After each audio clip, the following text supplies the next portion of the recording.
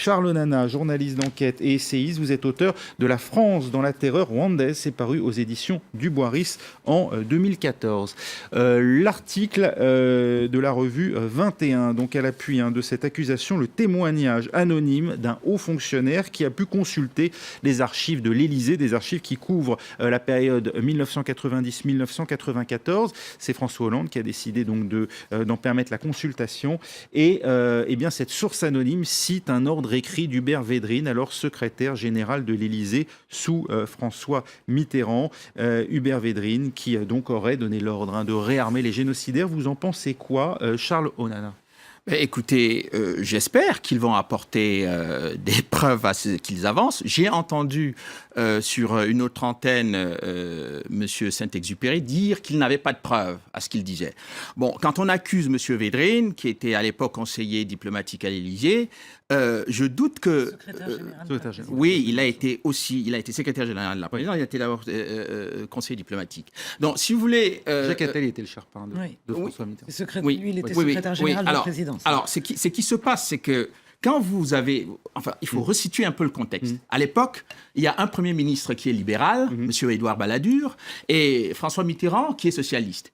Donc, pour pouvoir prendre une décision comme celle-là, autorisée, donc c'est soit le Premier ministre, soit le Président de la République. C'est pas le secrétaire général de la présidence. Donc le pouvoir de M. Védrine pour prendre une telle décision est extrêmement faible. En plus, moi j'ai consulté les archives de l'Élysée avant même la déclassification.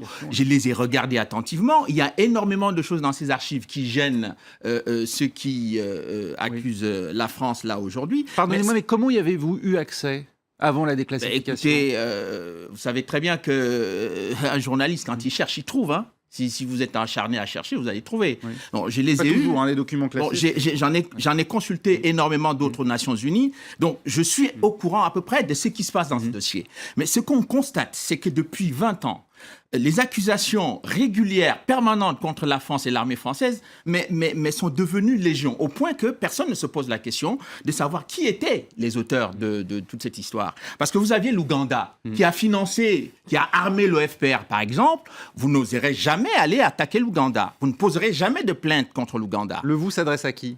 Comment? Le vous s'adresse à qui? Aux associations à ceux qui sont présentes devant vous. Qui déposent des plaintes, dans un instant, qui déposent des plaintes uniquement contre un certain nombre de gens.